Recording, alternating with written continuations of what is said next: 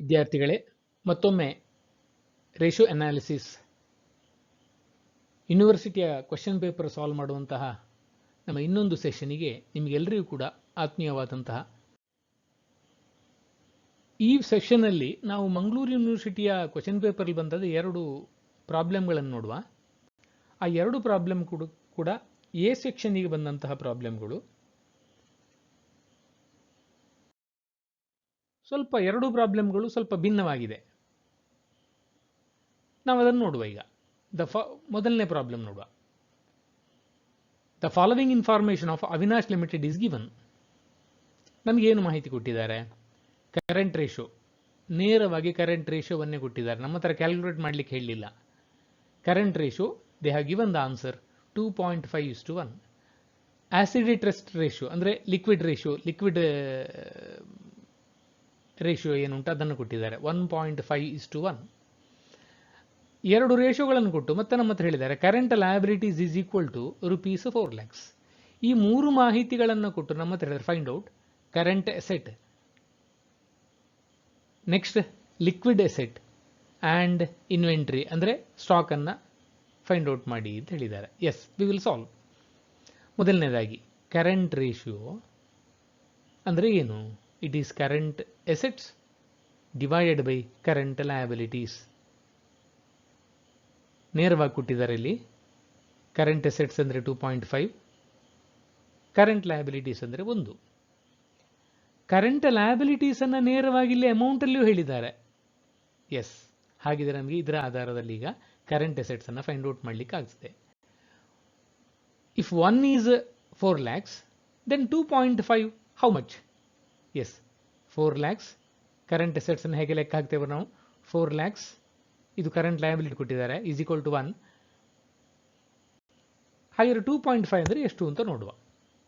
4 lakhs into 2.5, it comes to 10 lakhs. So first answer is ready. Current assets, it is ₹10 lakhs. Now the next one is liquid assets ಅನ್ನು ಕೇಳಿದ್ದಾರೆ. Liquid ಅಸೆಟ್ಸಿಗೆ ನಾವು ಯಾವುದನ್ನು use ಮಾಡ್ತೇವೆ? Acid test ratio, or it is also called as liquid ratio. ಆ liquid ರೇಷಿಯೋದ formula ಏನು? Liquid assets divided by liquid liabilities. Once again ಅವರೇ ಹೇಳಿದ್ದು 1.5 divided by 1. ಹಿಯರ್ ಆಲ್ಸೋ ಈಗ ಇದರ ಆಧಾರದಲ್ಲಿ ಲಿಕ್ವಿಡ್ ಎಸೆಟ್ ಅನ್ನು ಲೆಕ್ಕ ಹಾಕ್ಲಿಕ್ಕೆ ಹೇಳಿದ್ದಾರೆ. ಈಗ ಲೆಕ್ಕ ಹಾಕ್ಲಿಕ್ಕೆ ಆಗ್ತದೆ. 1 ಅಂತ ಹೇಳಿದರೆ ಕರೆಂಟ್ ಲಯಬಿಲಿಟೀಸ್, ಯಾಕೆಂದ್ರೆ ಇಲ್ಲಿ ಬೇರೆ ಏನು ಡೀಟೇಲ್ಸ್ ಅನ್ನು ಕೊಡಲಿಲ್ಲ ನಮಗೆ. ಇವರು current liabilities 4 lakhs is equal to 1. ಆದರೆ 1.5 ಎಷ್ಟು ಅಂತ ನೋಡುವ. ನಾವು ಯಾವತ್ತು ಪ್ರಾಬ್ಲಮ್ ಸಾಲ್ವ್ ಮಾಡುವುದು ನಮಗೆ ಯಾವ ಮಾಹಿತಿಗಳನ್ನು ಕೊಟ್ಟಿದ್ದಾರೆ ಆ ಮಾಹಿತಿಗಳ ಆಧಾರದಲ್ಲಿ. Yes, here in this particular problem ಹಾಗಿದ್ರೆ ಕರೆಂಟ್ ಲಯಬಿಲಿಟೀಸ್ ಮತ್ತು liquid liabilities both are same. Yes, 4 lakhs into 1.5 ₹6 lakhs. Now the second answer is also ready. Liquid assets, it is 6 lakhs. ಈಗ ನಮ್ಮ ಹತ್ರ ಕೇಳಿದ್ದಾರೆ ಇನ್ವೆಂಟ್ರಿ. ನಮ್ಗೆ ಗೊತ್ತಿರಬೇಕು ಕರೆಂಟ್ ಎಸೆಟಿಗೂ ಲಿಕ್ವಿಡ್ ಎಸೆಟಿಗೂ ಏನು ಮುಖ್ಯ ವ್ಯತ್ಯಾಸ ಅಂತ ಹೇಳಿದರೆ, ಕರೆಂಟ್ ಎಸೆಟಿಂದ ಮೈನಸ್ ಸ್ಟಾಕ್ ಮಾಡಿದರೆ ಇಟ್ ಈಸ್ ಲಿಕ್ವಿಡ್ ಎಸೆಟ್. ಇದರೆರಡರ ಮಧ್ಯದಲ್ಲಿ ವ್ಯತ್ಯಾಸ ಉಂಟು ಅಂತ ಹೇಳಿದರೆ ಅದು ಯಾಕೆ ವ್ಯತ್ಯಾಸ ಅಂತ ಹೇಳಿದರೆ because of the stock. Mainly it is because of the stock. So ಇಷ್ಟೇ ಮಾಹಿತಿ ಆಧಾರದಲ್ಲಿ ಈಗ ನಾವು ಹೇಳುವುದರೆ current assets we know 10 lakhs. We know what is a liquid asset, it is 6 lakhs. So 10 lakhs current assets ಅಲ್ಲಿ minus liquid assets 6 lakhs, it is 4 lakhs inventory. Current assets ಅಲ್ಲಿ inventory ಸೇರಿ ಇರ್ತದೆ, ಲಿಕ್ವಿಡ್ ಎಸೆಟ್ ಅಲ್ಲಿ inventory ಸೇರಿಕೊಂಡು ಇರುವುದಿಲ್ಲ, stock ಸೇರಿಕೊಂಡು ಇರುವುದಿಲ್ಲ. So ಇದೆರಡರ ಮಧ್ಯದಲ್ಲಿ ವ್ಯತ್ಯಾಸ ಉಂಟು ಅಂತ ಹೇಳಿದ್ರೆ it is nothing but inventory. Yes, ಸ್ವಲ್ಪ ಟ್ರಿಕ್ಕಿ ಪ್ರಾಬ್ಲಮ್ ಇದು. ನಾವು ಆ ಸೂಕ್ಷ್ಮಗಳನ್ನು ಅರ್ಥ ಮಾಡಿಕೊಂಡ್ರೆ ಇಂಥದ್ದನ್ನು ಆದಷ್ಟು ಬೇಗ ಬಿಡಿಸಲಿಕ್ಕೆ ಆಗ್ತದೆ. ನಾವು ಈಗ ಇನ್ನೊಂದು ಕ್ವೆಶ್ಚನ್ ಪೇಪರ್ ಅನ್ನು ನೋಡುವ. Once again this problem is also a section problem. ನಾವು here a different two different statements are given. You have the following income statement and balance sheet of a company. 2 ಸ್ಟೇಟ್ಮೆಂಟ್ಗಳನ್ನು ಕೊಟ್ಟಿದ್ದಾರೆ. ಒಂದು income statement ಸಣ್ಣದು, ಮತ್ತೊಂದು ಸಣ್ಣ balance sheet. ಇದರ ಆಧಾರದಲ್ಲಿ from the above data find out the following ratios: gross profit ratio, net profit ratio and operating ratio. Yes, ನಾವು ನೋಡುವ income statement ಏನು ಕೊಟ್ಟಿದ್ದಾರೆ ನೋಡುವ. ಇನ್ಕಮ್ ಸ್ಟೇಟ್ಮೆಂಟ್ ಅಲ್ಲಿ ನಿಮಗೆ ಸೇಲ್ಸ್ ಕೊಟ್ಟಿದ್ದಾರೆ, cost of goods sold. So ನಾವು ಹಿಂದಿನ ಒಂದು ಪ್ರಾಬ್ಲಮ್ ಸಾಲ್ವ್ ಮಾಡುವಾಗ ನೋಡಿದ್ದೇವೆ, sales minus cost of goods sold we get gross profit. Depreciation 200 in the inner column, interest payment 100, total 300 outer column.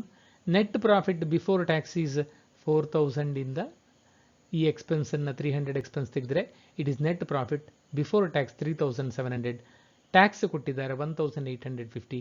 Net profit after tax is 1850. Yes, a small statement is given. Now balance sheet, assets and liabilities. Liability side ಅಲ್ಲಿ share capital and then liabilities 2000 and 1000. Plant and equipment ಇದೊಂದು fixed, cash current asset is 1000. ಇದರ ಆಧಾರದಲ್ಲಿ ಈಗ we are suppose to calculate gross profit ratio, net profit ratio and operating ratio. Yes ನೋಡುವ, gross profit ratio formula ಏನು? Gross profit divided by net sales into 100. Gross profit it is given 4000, sales ಕೊಟ್ಟಿದ್ದಾರೆ 10,000. 4000 divided by 10,000 into 100, it is 40%. Coming to the net profit after tax. So ನಾವು before tax ಅನ್ನು ತಗೊಳ್ಳಬಾರದು, it is 1850. Net profit after tax divided by net sales, as usual it is 10,000 into 100, it is 18.50%. Now the last one is operating ratio. Operating ratio is formula ಹೇಗೆ? Operating cost divided by net sales. ಇನ್ನು operating cost ಅನ್ನು ಲೆಕ್ಕ ಹಾಕುವುದು ಹೇಗೆ?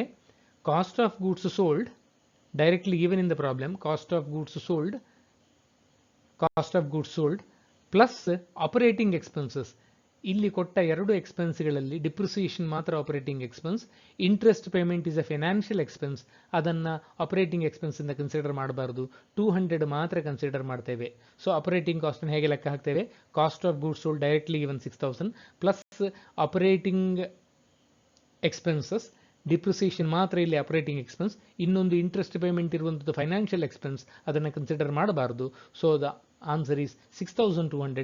Net sales as usual it is 10,000. 6200 divided by 10,000 into 100, we get the answer in percentage, it is a 62%. Yes, ಎರಡು ಪ್ರಾಬ್ಲಮ್ಗಳನ್ನು ನಾವು ಈ ಸೆಷನಲ್ಲಿ ನೋಡಿದೆವು. ಎರಡು ಕೂಡ ಎ ಸೆಕ್ಷನ್ನ ಪ್ರಾಬ್ಲಮ್ಗಳು. ಫಸ್ಟ್ ಪ್ರಾಬ್ಲಮ್ ನಮಗೆ ಬೇರೆ ರೀತಿ ರೇಷೋಗಳನ್ನು ಕೊಟ್ಟು ನಮಗೆ ಬೇರೆ ಆನ್ಸರನ್ನು ಕೇಳಿದ್ದಾರೆ. ಎರಡನೇ ಪ್ರಾಬ್ಲಮ್ ಇದರಲ್ಲಿ ಎರಡು ಸಣ್ಣ ಸಣ್ಣ ಸ್ಟೇಟ್ಮೆಂಟ್ಗಳನ್ನು ಕೊಟ್ಟು ನಮ್ಮ ಹತ್ರ ಆನ್ಸರನ್ನು ಕ್ಯಾಲ್ಕುಲೇಟ್ ಮಾಡಲಿಕ್ಕೆ ಹೇಳಿದ್ದಾರೆ. ಎಸ್, ನಾವು ಎರಡನ್ನೂ ಕೂಡ ಸಾಲ್ವ್ ಮಾಡಿದೆವು. ಇನ್ನೊಂದು ಸೆಷನಲ್ಲಿ ಇನ್ನೊಂದು ಕ್ವಶನ್ ಪೇಪರ್ ನೋಡುವ. Thank you.